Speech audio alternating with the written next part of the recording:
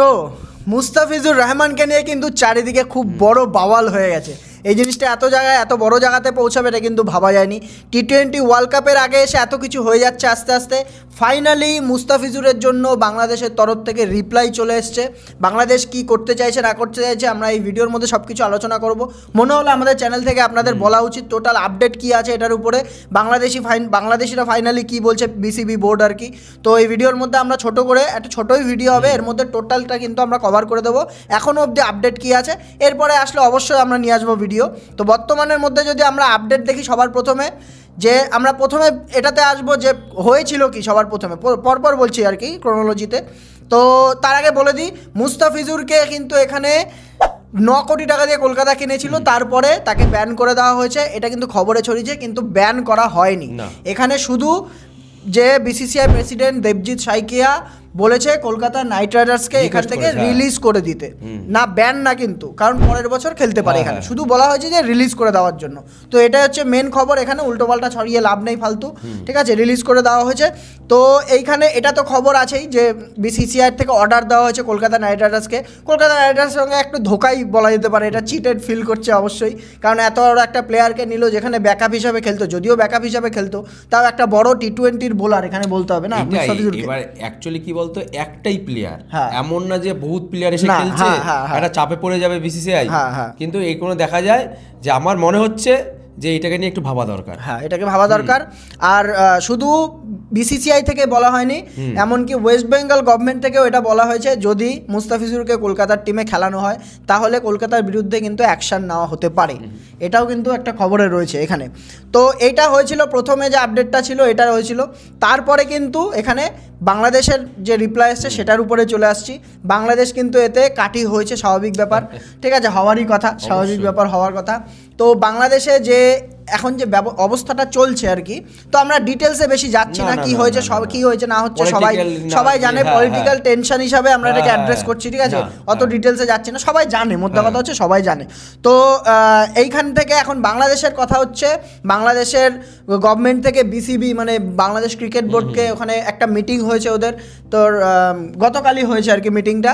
তো মিটিং হয়ে ওখানে ডিসিশন যা নেওয়া হয়েছে, আইসিসিকে একটা লেটার পাঠানো হবে, আইসিসি আর বিসিসিআইকে। ওখান থেকে জিজ্ঞাসা করা হবে যে সামনে যে ওয়ার্ল্ড কাপ আসতে চলেছে, ওইখানে ওয়ার্ল্ড কাপের মধ্যে বাংলাদেশি প্লেয়ারদের বলুন বা হচ্ছে বাংলাদেশি ফ্যান্সদের বা হচ্ছে মিডিয়া পার্সোনাল যারা আছে ওখানে মিডিয়া দেখবে, তাদের সিকিউরিটির কি ব্যবস্থা আছে সেটা জিজ্ঞাসা করে কিন্তু একটা চিঠি যাবে আইসিসির কাছে। এটা প্রথম জিনিস। আর সবথেকে বড় আর সবথেকে ইন্টারেস্টিং জিনিস যেটা, পাকিস্তানের পরে এবার বাংলাদেশ সেই পথে হেঁটেছে। বাংলাদেশ চাইছে পুরোপুরি যে কটা ম্যাচ আছে, কলকাতাতেই মনে হয় 2খানা ম্যাচ আছে, নিয়ে গিয়ে শ্রীলঙ্কায় শিফট করার জন্য ওয়ার্ল্ড কাপের ম্যাচগুলো আর কি। মোদ্দা কথা কি বলতে, মোদ্দা কথা হচ্ছে ওদের বক্তব্য কি একটা প্লেয়ারকে সিকিউরিটি দিতে পারছে না, তাহলে পুরো খেলোয়াড়দের কি করে সিকিউরিটি দেবে? আমার কথা হচ্ছে এখানে পাঙ্গাটা নিচ্ছে এইটাই তো ভারতের সাথে নিচ্ছে। আমি একটা স্ট্যাটস দেখলাম যে ভারত বাংলাদেশকে প্রথম এমন কোনো টিম ছিল বা দেশ ছিল যে বাংলাদেশকে টেস্ট নেশন হিসেবে তোর রেকগনাইজ করেছে, মানে হিস্ট্রি ভুলে যাচ্ছে আর কি, এখানে যা বোঝা যাচ্ছে হিস্ট্রি ভুলে যাচ্ছে। আর তাছাড়াও দেখ পাকিস্তানের সময়টা কি ছিল, পাকিস্তান যখন শিফট করা হয়েছিল অনেক আগের কথা, ঠিক আছে, অনেক আগে থেকে এগুলো সব তারপরে স্কেডিউল বানানো হয়েছে। এখন স্কেডিউল বানানো অলরেডি কমপ্লিট, আর 1 মাস রয়েছে হাতে মাত্র। এই 1 মাসের মধ্যে এই সব কিছু মানে ট্রান্সফার করা থেকে শুরু করে শিডিউল চেঞ্জ করা থেকে শুরু করে এত কিছু কিন্তু সম্ভব হবে না, সবকিছু অলরেডি ফিক্সড হয়ে রয়েছে। এটা হচ্ছে বড় কথা। হয়তো রিকোয়েস্ট করেছে, কিন্তু সেটা মানে কার সাথে করেছে এটা নিয়ে একটা ভাবা দরকার। হ্যাঁ, কার সাথে করেছে ভাবা দরকার, এটা তো রয়েছেই। প্লাস এটা হবে কিনা এটা জানি না, এরপরে আপডেট তো অবশ্যই দেবো।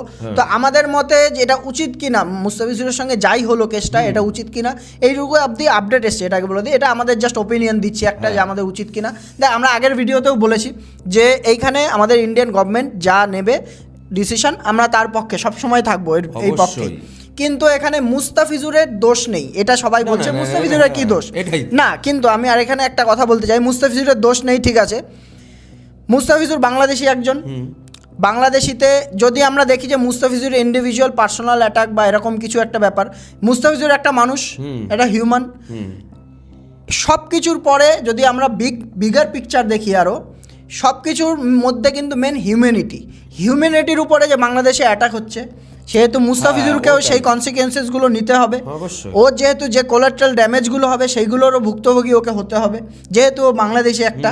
তাহলে টোটালি যখন হিউম্যানিটির উপরে অ্যাটাক হচ্ছে, হিউম্যানিটিকে এখানে এখানে এফেক্ট করা হচ্ছে, তাহলে ও যেহেতু একটা হিউম্যান, টোটালি ধরতে গেলে আমরা ওর উপরেও এফেক্ট পড়া উচিত। এর জন্য আর কি। হ্যাঁ, এটা যদি আমি খুলে বলতে চাই আরো মানে ভেঙে, আমাদের মতামতে এটা যে যা হচ্ছে ঠিকই হচ্ছে, মানে দেশের হিতে যেটা হবে অবশ্যই দেশের হিতে যেটা হবে আমরা সেটা অ্যাকসেপ্ট করবো। আমাদের অনেকে জানি বাংলাদেশি ফলোয়াররাও আছে, কিন্তু আপনারা একটু মাথা খাটিয়ে বলবেন যদি আপনাদের দেশের সাথে এরকম হতো, আপনারাও কি এরকম প্লেয়ার অ্যালাউ করতেন? সেটাই ভাই, ভারত ভাই সফট পাওয়ার অবশ্যই। দেখাতে হবে, হ্যাঁ। দেখাতে হবে না। তুমি এখানে নিজেদের ইমেজ শোধরাও, ওখানে তোমাকে নেওয়া হবে, কোনো ব্যাপার না। আর এমন তো না যে ব্যান করে দেওয়া হয়েছে বা এমন কিছু। বর্তমান সিচুয়েশনে যে ভলিটাইল সিচুয়েশন চলছে, ওইটার জন্য একটা স্টেপ নেওয়া হয়েছে। মোদ্দা কথা হচ্ছে রিলিজ করে দিতে বলেনি, ব্র্যান্ড করে দিতে। না, আমরা অত ডিটেলসে যাবো না, ঝামেলার মধ্যে কি হচ্ছে না হচ্ছে। মোটামুটি এই অবধি আপডেট ছিল, এর বেশি আর ভিডিও টানবো না। আপনারা কিন্তু আপডেটে একদম পুরো মানে লাইভ টু লাইভ আপডেট পেয়ে যাবেন একদম চ্যানেলের মধ্যে। সাবস্ক্রাইব করে রাখুন। এই ভিডিও ভালো লেগে থাকলে লাইক করবেন, বা আপনাদের ইচ্ছা যদি ভালো লেগে থাকলেই লাইক করবেন একমাত্র। তো সাবস্ক্রাইব করবেন আর নোটিফিকেশন ঘন্টাটা একবার দাবিয়ে দিন, তাহলে কিন্তু প্রত্যেকটা আমাদের আপডেট পেয়ে যাবেন। আমরা আপডেট দিতেই থাকবো। হ্যাঁ, তো আজকের মতো এইটুকুই। ভালো থাকবেন, সুস্থ থাকবেন, বাই।